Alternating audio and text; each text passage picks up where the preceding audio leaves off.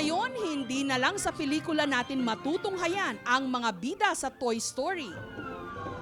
Dahil dito sa pinakabagong attraction sa Hong Kong Disneyland, pwede mo nang makalaro si Woody at ang kanyang buong tropa sa pamamagitan ng Toy Story Land. Kung sa pelikula, paliitan ng mga laruan dito sa Toy Story Land sa Hong Kong Disneyland, pinalaki ang mga laruan. Katulad na lang nitong walkie-talkie na to. Copy that. Lining up. At kapag sawa na kayong makipaglaro sa mga naglalakihang laruan, subukan ang inyong tapang sa mga adventure ride. Ang Slinky Dog Spin, tila asong paikot-ikot habang hinahabol ang kanyang sariling buntot. Pwedeng sumakay ang halos 50 katao sa mismong katawan ng aso habang umiikot ito ng pabilis ng pabilis. Sa Toy Soldier Parachute Drop naman, nagmimistulak ang Toy Soldier na may misyon sa ere. Sa taas na 25 meters o 82 feet, kailangan mong kumapit ng mabuti sa iyong parachute harness. Dahil walang kung ano-anong ibabagsak ka mula sa ere. At hindi lang isang beses, kundi 5 ulit kang itataas at ibabagsak. Pinapanood ko pa lang, nalulula na ako paano pa kaya yung mga sumasakay. Pero sa Toy Soldier Parachute Drop, yun lamang may height na 3 talampakan pababa ang pwedeng sumakay.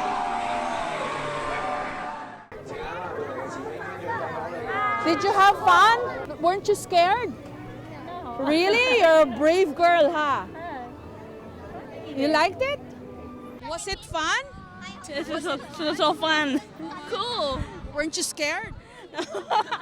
Just a bit.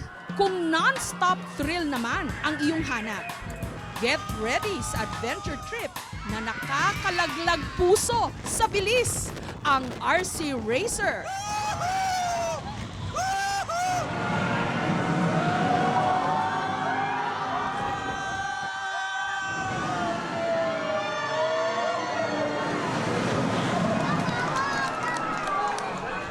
Ang tawag dyan, RC Racer. Yung taas niya, sintaas daw ng 9-story na building. Kaya pagsakay mo dyan, sigurado, titili ka ng pagkalakas-lakas.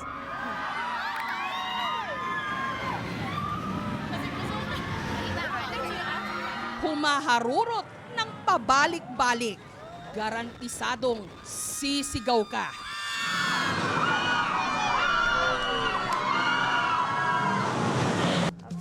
Hindi mo na lang sila napapanood. Dito, pwede mo na silang makamayan at mayakap pa. Siyempre, pwedeng makipaglitrato. Ang may pakulo ng lahat ng ito, ang Imagineering o creative team ng Disneyland. Imagineer, it's a great name, isn't it? Yeah. Imagineering was a term that Walt Disney actually invented back when he decided to build Disneyland. And he used 2 words, imagination and engineering, and combined them together. And it really kind of not only represents who we are, but really what we do. At syempre, ang laging inaabangan sa Disneyland, ang Flights of Fantasy Parade, kung saan kasali syempre ang mga bagong bida rito. Mga karakter ng Toy Story Land, katulad ng mga Buzz Girl, kung saan ang isa sa kanila, kababayan natin. Ang 29 anyos na si Katie. Kailangan maintained yung stamina, tapos maintained yung smile parate. Pero kasi it comes out natural. Kapag gusto mo yung ginagawa mo, if you're passionate about it, then that's like a big factor for you to consider. Minsan lang ang pagiging bata para makumpleto ang saya ng kamusmusan. Hayaan natin silang maglaro dahil wala mang buhay ang mga laruan na buong pusong pinagkakatiwalaan ng mga bata.